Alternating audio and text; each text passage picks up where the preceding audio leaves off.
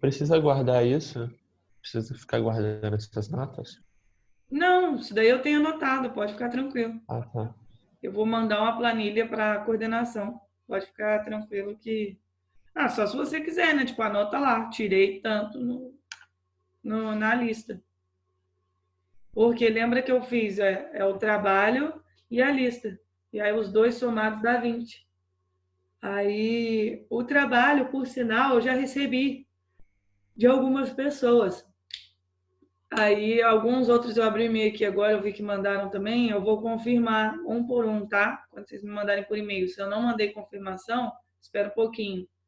Que eu vou falar que confirmei que eu recebi. Nossa, tá muito legal o que eu vi, tá? Mandaram benzão. A ideia é tipo aquilo mesmo. Tem como você deixar mais tempo secando, se você quiser. Porque tiveram algumas que ainda estão, né, ainda com. Não estão totalmente chapadonas, assim, mas é normal, cara. Então vocês podem fazer isso até para montar um quadro na casa de vocês. Tipo um quadro assim, bota aquela flor, alguma coisa assim seca, fica bonitona. Bianca, Oi. tem como a gente ver o que errou nessa lista? Então, tem, só que eu ainda tenho que aprender a mexer. O que eu vou fazer? Eu vou compartilhar a tela aqui, eu vou corrigir com vocês, mostrando os exercícios. E aí, caso alguém, depois da correção, ainda queira ver o que errou, aí eu fala comigo que eu consigo fazer o atendimento individual de cada um, assim, quem quiser ver isso. Tipo, nem que seja para um dia marcar um Zoom aqui, eu compartilhar a tela e mostrar, porque eu achava que quando eu colocava liberar pontuação, vocês tinham acesso àquilo. Mas, na verdade, talvez vocês não conseguiriam ver, porque estou pensando aqui agora. Vamos por uma questão lá valia 2, né? Aí eu li a resposta de vocês e eu via quanto vocês tinham tirado. Eu sempre levo em consideração, tipo, quantas respostas tem naquela pergunta, divido pelo número total. Eu faço parada mó justa, assim, isso, né? Não tiro a pontuação da minha cabeça. E aí eu coloco lá do lado. Então, tipo assim, se você tirou 1,7 de 2, eu escrevo 1,7. Então, assim, vocês não conseguiriam ver igual como se fosse a minha correção à mão, né? Que eu botaria em vermelho, escreveria coisas e tal. Mas se alguém quiser ver mesmo depois dessa correção nossa aqui, fala comigo que a gente marca de eu mostrar para vocês a resposta, nem que seja por mensagem, sabe? Tipo, quero olhar. Aí eu mando a sua resposta de cada um e discuto sobre aquilo. Por mim não tem problema não. Então, deixa eu colocar aqui, ó. Deixa eu só abrir o formulário aqui. Ui.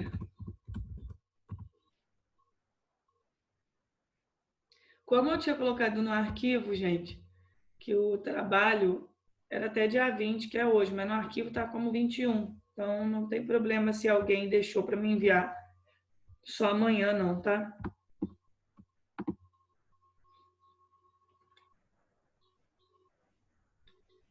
Deixa eu ver. Aqui. Compartilhar a tela. Luiz, chegou. Ô, Bianca, Oi. eu fiz esse trabalho aí com a sequoia. Eu deixei a sequoia secando, aí eu coloquei um peso em cima dela. Pô, Ficou bem legal. meu Deus do céu, né? Para começar, onde é que tu achou sequoia aqui no Brasil? Ficou bem legal.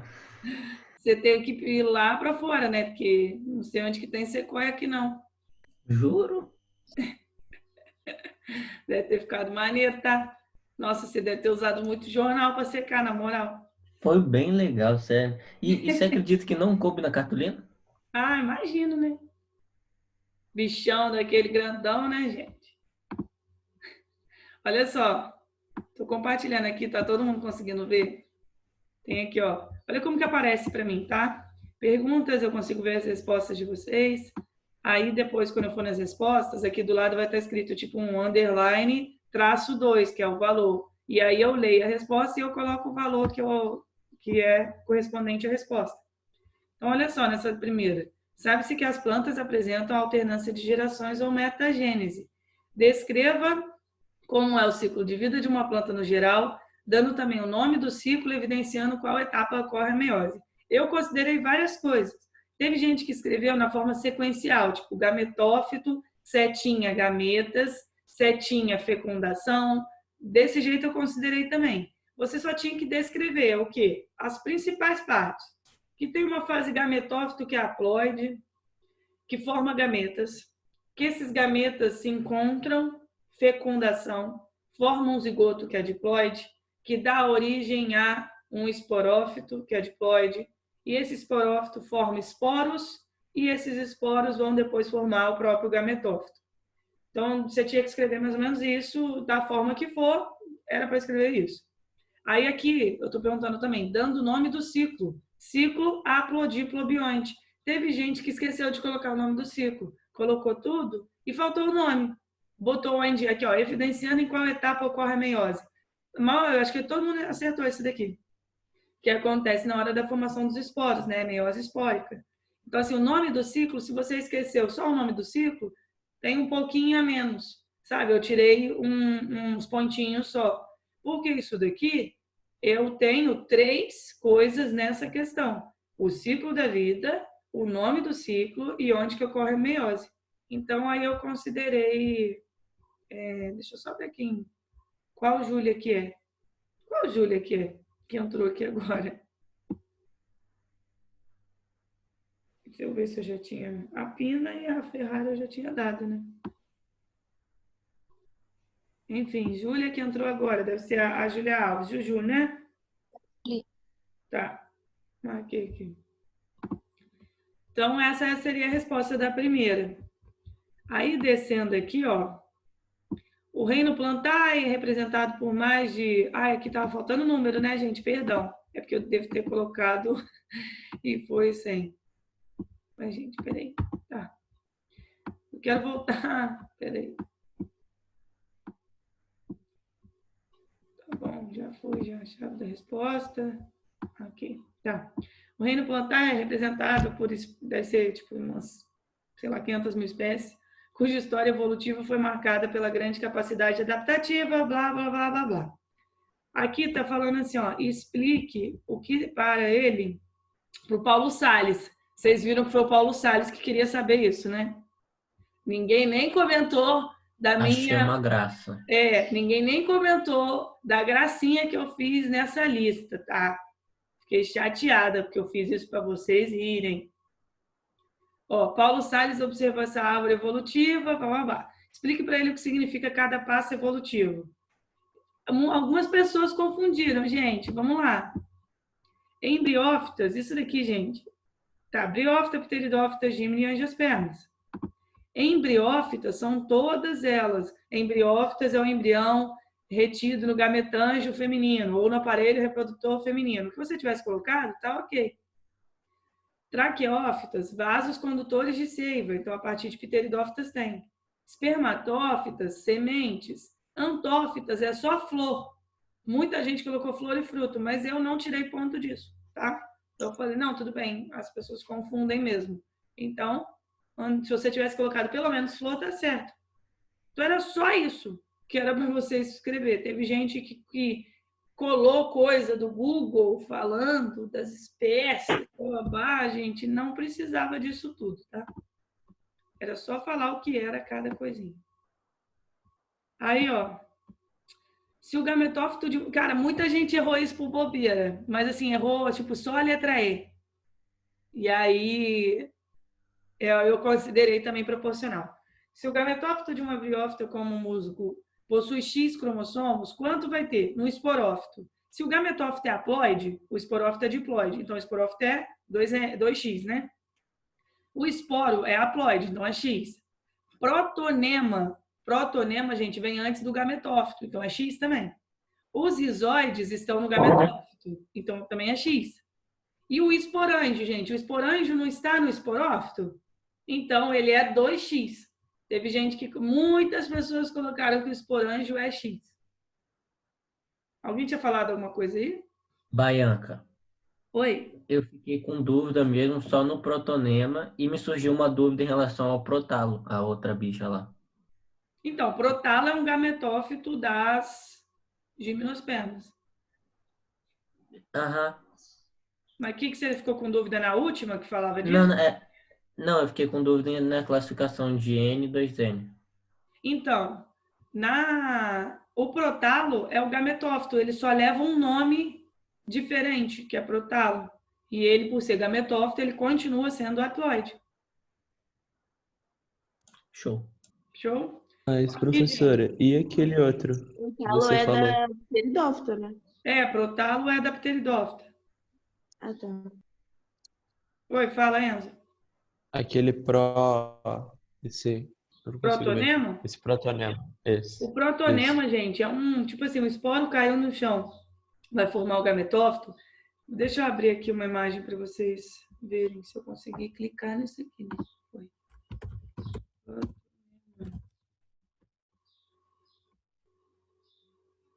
Dá uma olhada nesse ciclo aqui, ó. Deixa eu me tirar daqui. Eita, não. Isso aqui é uma briófita. Quando o esporo cai no chão, ele primeiro forma o protonema, que é tipo um comecinho aqui do gametófito, e depois o gametófito se forma. Mas ele veio do esporo.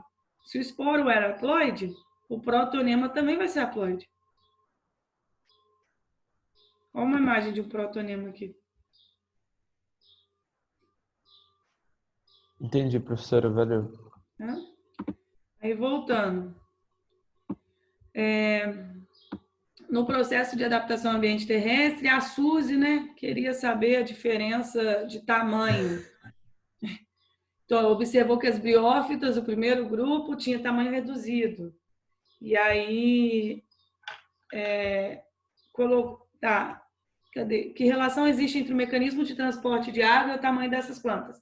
Gente, era para você comentar, se você falasse só, assim, claro que as pteridófitas, elas têm tamanho maior porque elas têm vasos condutores de seiva.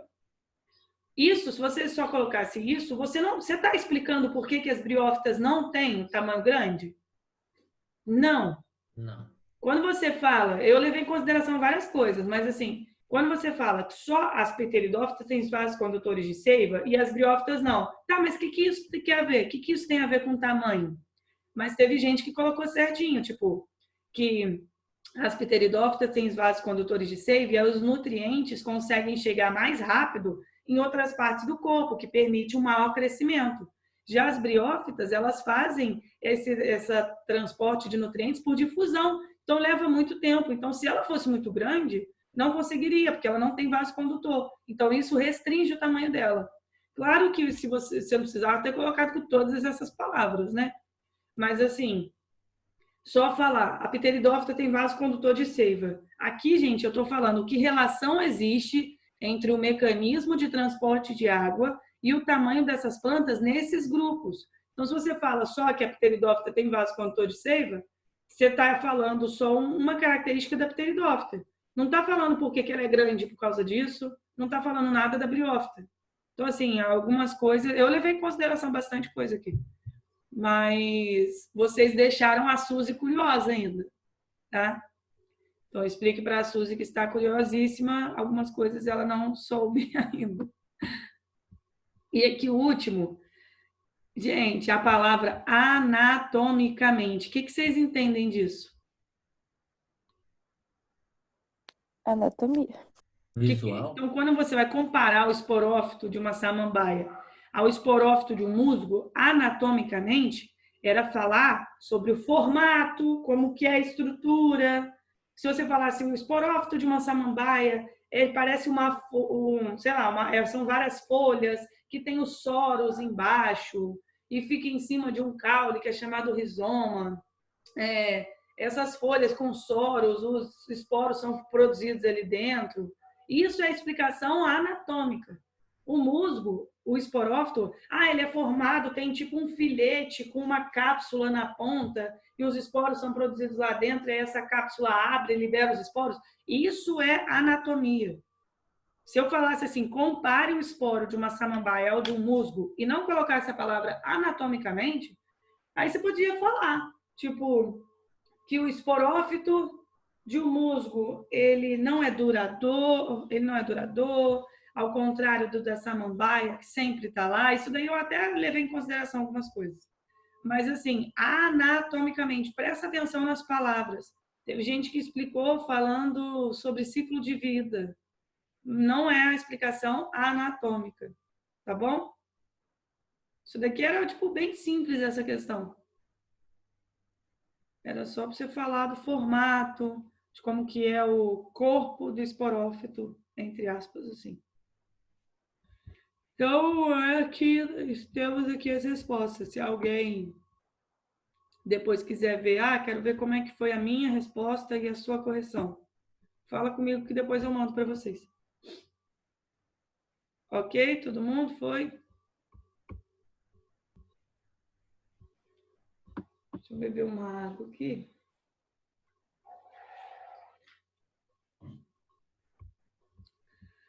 Ai, que cedinha.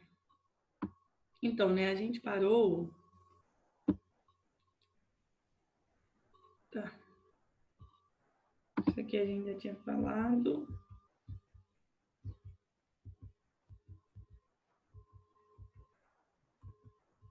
Tá, a gente estava em semente. Vou voltar aqui para a gente voltar a falar de semente. Olha só. Lembra que a semente, ela precisa quebrar a dormência dela e ela precisa ter condições ótimas para a germinação dela. E essas condições, se você não tiver uma delas, ela não vai germinar. Tanto que, o grão lá do feijão no pacote, ele não começa a germinar do nada, né? Tem que ter, não tem condições boas para ele germinar ali. Por isso que você tem que colocar o feijãozinho no algodão. Quem não fez isso, faça, é tão divertido ver. Aí, olha só, lembrando que a germinação da semente depende de fatores internos e externos. Os externos, mais, seria água, então precisa ter água para você germinar a semente, temperatura, o próprio ar e luz. Então, a água, a entrada da água no caroço do feijão vai amolecer os tecidos dele de formas que o embrião começa a produzir umas enzimas. E essas enzimas são fundamentais para quebrar o endosperma da semente, para fornecer nutrientes para aquele embrião e ele começar a se desenvolver. A temperatura tem um intervalo ótimo de temperatura para germinar. Se você tiver com uma temperatura muito alta ou muito baixa, não vai conseguir germinar, né? O ar também, porque você precisa que o oxigênio entre na semente. Aquelas células, elas estão vivas. E essas células, elas podem estar somente meio que adormecidas. E aí, quando entra o oxigênio, é fundamental para que essas células façam respiração celular, da mesma forma que a gente faz também. No caso, a respiração celular vai estar produzindo ATP, vai produzir energia e vai ajudar a ativar o metabolismo daquele embrião, né? E luz, lembra que eu falei que existe um negócio chamado fotoblastismo positivo e negativo. Tem sementes que precisam de luz para germinar, tem sementes que não podem ter luz para germinar. Eu não lembro agora de cabeça, mas eu sei que é o exemplo alface e melancia. Se não me engano, a alface é fotoblástica positiva, precisa ter luz para começar a brotar. E a melancia fotoblástica negativa. Tipo, a semente tem que estar debaixo da terra, sem contato com luz, para poder brotar. Ou vice-versa. Ou vice-versa não, ou ao contrário. É porque eu tenho que olhar isso, eu não lembro agora de cabeça. Mas a gente vai falar disso de novo mais para frente. Outra coisa, a semente tem que estar com o seu desenvolvimento completamente certinho. O embrião tem que estar maduro para começar a se desenvolver. Ele tem que ter condições boas, então, assim, tá em condições boas de sobreviver e ser íntegro. Se tiver faltando uma partezinha da semente, porque teve alguma coisa que prejudicou aquela semente, pode prejudicar o embrião a se desenvolver, né? Então, isso que eu falei é a maturidade, vitalidade e integridade da semente. Aí a gente tinha parado nessa aqui, ó. Falando que quanta substância encontrada no albúmen. Vocês lembram que eu falei albúmen é a mesma coisa que quê? Endosperma. endosperma, tá? Então, oleaginosas vão estar armazenando óleos, né? Amiláceas armazenando amidos e as córneas têm muita celulose.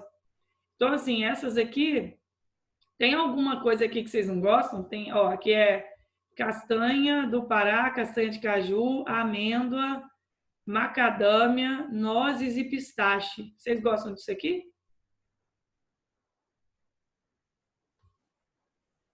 Que é isso? Ninguém nem comentando, ninguém gosta de nozes? A maioria não. Que isso, gente? Vocês não Sim, gostam de castanha eu de gosto. caju? Eu Também. gosto. Castanha do Pará, macadâmia. Macadâmia é uma delícia, amêndoa. Meu Pô, Deus. nunca comi esse negócio de macadâmia aí, não, hein? Nem eu Nossa, comi. é muito bom. E isso é bom, tipo, comer uma por dia. Só que o problema é que é tão bom que a gente quer comer o tempo todo, né? Isso, Carlos, obrigado. A gente quer comer o tempo todo. Eu lembro que no primeiro período da faculdade, eu fiz um trabalho sobre castanha do Pará. E aí a castanha do Pará tem uma substância chamada selênio. O selênio... Então, eu não... Ah, gente, só aquilo, né? Vai cair a aula, a gente volta no mesmo link daqui a 10 minutos, tá? Só para lembrar. Eu não gosto de açaí, Carlos. Acredita, gente? Não curto açaí. Que isso? O selênio faz bem pro coração. Pô, é muito bom comer isso daqui. Tipo, ajuda a limpar nossas artérias, veias e tudo mais. Professora, Oi? pra que serve o pistache? Para que serve o pistache? A galera come isso, eu não como não. Eu Então, comi. assim, eu não sei em receitas por que a galera usa o pistache, não. Mas falam que é muito bom. Eu tenho uma amiga, não sei se vocês já devem ter visto. Eu tenho uma amiga aqui em Volta Redonda, ou se eu falei dela, que ela tem uma doceria. Já falei para vocês? Acho que já, não já? Nunca falou, Não. não. Ah, então, depois vocês até procura lá no Instagram, chama Doceria Tea Time. É tipo em inglês, hora do chá. T-E-A Time, né, de time. É a melhor doceria de Volta Redonda. Eu tô fazendo um merchan para ela aqui de graça. Eu deveria merecer uma torta hoje. Vou até mandar essa aula para ela assistir. Então, algumas coisas ela bota pistache, se eu não me engano. Tipo, não sei se ela chegou a fazer brigadeiro com pistache, alguma coisa assim. Mas, enfim, para que serve é uma semente. E aí provavelmente tem algum ser vivo que come na natureza, né? As amiláceas, então, aqui armazena bastante amido. Então, aqui, tipo, o milho. Eu amo milho. Alguém que não gosta de milho? Para mim, isso é muito doido. Ah, o Lucas falou que é bom pistache. É bom o pistache que você está falando? Ah, bolo com pistache, isso. Cara, tem gosto de quê? Eu acho que eu nunca comi, eu falo que eu não gosto, mas é porque eu olho para aquilo, eu não acho muito, sei lá.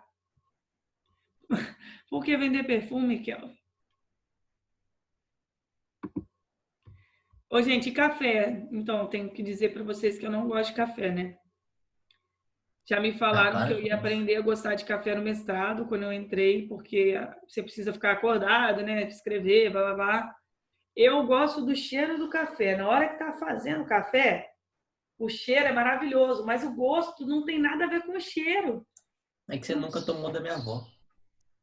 É porque eu nunca tomei dos avós, tá? Cara, eu já provei tantos café. Nossa Senhora. Provei café peruano, provei café chileno, café brasileiro, café com açúcar, café com adoçante, café sem nada. Gente, realmente, assim, eu não gosto. Aí o Lucas falou que o dele é gostosão. Eu não sei nem fazer, assim. Na verdade, se alguém virar para mim e falar, Bianca, faz um café aí, eu vou perguntar quais são as medidas, porque eu não sei de cabeça. Aí eu faço para a pessoa. Mas, gente, o cheiro de café é vida. Eu amo o cheiro de café. Quando eu chego na doceria da Lívia, que ela tem lá 300 milhões de cafés diferentes, afogato, com Nutella, com um monte de coisa. Gente, vocês têm que seguir ela para vocês passarem mal de vontade. Eu já falei para ela abrir uma doceria em Resende, quem sabe futuramente. É Ô, maravilhoso. professora, Mas eu boto na boca, eu não gosto. A única vez que eu tomei que gostei foi café com leite. Aí eu achei interessante. O Enzo falou alguma coisa? Ô, professora, Hum. você mal fez o mercantidade, fez aí o merchan pra sua amiga, a Juliana já seguiu lá no Instagram. Só Você o quê? merchan, Enzo. E mal bonito o bolo. Que não entendi? Eu não fiz merchan o quê? Esse negócio aí, mercantidade, esse Que negócio aí, fazer mercantil... propaganda. merchandising. Aí a Que Juliana já isso? seguiu lá. Não, mas ela te seguiu? Não, seguiu a doceria, pô. É que eu fui pesquisar lá, aí já tá falando lá, seguido por Julia Pino. Ah, tá, viu, gente? Então, recomendo, é melhor a doceria de Volta Redonda, sem dúvidas. Esses dias eu comprei várias coisas que tá fazendo delivery, né? Meus bolos de aniversário é tudo de lá. Gente, o casamento dela, só um detalhe bem rápido nessa aula, que não tem nada a ver com semente, né? O casamento dela tinha tanto doce, mas tanto doce na mesa, que tinha até segurança para tomar conta para que a galera não pegasse os doces antes do tempo. Muito bom. Caraca, eu tô fazendo muito merchan dela. Vou mandar mensagem para ela depois falando que ela com certeza tem que assistir isso aqui. Vamos lá. Em relação à germinação da semente, isso daqui, gente, é mais uma curiosidade, assim, tá? Não sei se vocês já perceberam que existem sementes tipo a do feijão, que aí você coloca debaixo da terra ou no algodão, o que for. Quando começar a germinar, vai ter uma... Lembra a radícula que estava dentro lá da semente? Ela vai começar a se aprofundar e aquele pedacinho que eu falei do caule, que é chamado hipocótilo, ele vai crescendo assim curvado, tá vendo? Ó, ele sai, ele cresce curvadão para depois as folhas abrirem. Então, a gente fala que tem um gancho de germinação, tá vendo? Aqui é um gancho. Aí os cotilédones, as folhas aparecem e os cotilédones aqui, eles vão ficando mais secos, porque a planta está utilizando o endosperma, né? Aqui, e aí depois eles caem. Então, quando a semente tem esse tipo de germinação, é chamado epígia, quando você tem esse gancho. Agora, eu não sei se vocês já plantaram alguma outra coisa que vocês viram que começou diretamente retão, assim, ó, de onde estava a semente, retão saindo um caule e as folhas aparecendo. Aqui está mostrando isso no caso do milho. Então, esse tipo de germinação que os cotilédones ainda ficam no solo, porque aqui o cotilédone sobe, né? O que fica no solo é chamado hipógea. Então, a epígia é que tem o gancho de germinação e o cotilédone vai para fora, e a hipógea não. O cotilédone fica debaixo da terra e você tem o crescimento retinho do caulículo e da folícula aqui, né? A primeira folhinha. Eu tô afim, algum aluno ontem me perguntou sobre plantar, acho que foi o Isaac, do primeiro ano, isso mesmo, perguntar de plantar maçã. Eu falei, gente, vou procurar saber como que é para você quebrar a dormência, né, da maçã. Quero plantar maçã em casa. E aí aqui tá falando, né, que as sementes dormem. Quando eu falo dormência, até ele levou susto. Ele, como assim dormência, né? É porque a semente, imagina, na hora que ela caiu ou foi transportada ou o que for, ela não começa a germinar imediatamente, senão você ia ter um monte de brotinho de feijão dentro do pacote. Ela tem que esperar as condições adequadas e essa dormência ela pode durar anos. Existem sementes que pode ser mais de 100 anos para você ter, tipo assim, para começar a brotar. Mas isso, claro, você tem técnicas para que você quebre a dormência da semente antes do que 100 anos, né? Então a semente ela vai ficar viável, ela não vai morrer, ela não vai apodrecer, a não ser que esteja num ambiente, né, com muito fungo, muita bactéria que consiga perfurar a semente, aí sim, né? Mas em condições ok. E aí aqui está escrito, ó, 2/3 das plantas fazem isso. Isso é muito bom também, porque permite que a semente germine quando tiver condições boas de sobrevivência e também em diferentes locais. Às vezes ela caiu aqui da árvore que era mãe e aí ela ficou. Só que aí um bicho vai levar a semente para outro lugar. Então isso é muito bom, ela não começar a germinar de imediato. É mó legal. Tem semente que quebra dormência na água, tem semente que quebra dormência com fogo. Então, assim, algumas florestas que a gente fala lá tipo, nos Estados Unidos, que tem aquelas florestas que tem muitas gimnospermas, se eu não me engano, a sequoia, precisa ter fogo ou aumento da temperatura de Sim, alguma forma precisa. para que ela consiga germinar. O que você falou, Kelvin? Sim, precisa. Eu plantei um aqui no meu terreno. Ah, tá. Aí você teve que botar fogo, né, nela. Uhum. E aí tem umas que precisam, cada uma de uma condição específica, precisa passar por um momento que congelou e depois voltou, sabe? Tipo, é muito doido, é muito legal. Então, olha só, vai acabar aqui o nosso tempo, aí eu já vou finalizar aqui para ficar convertendo logo, e aí a gente volta no mesmo link, tá?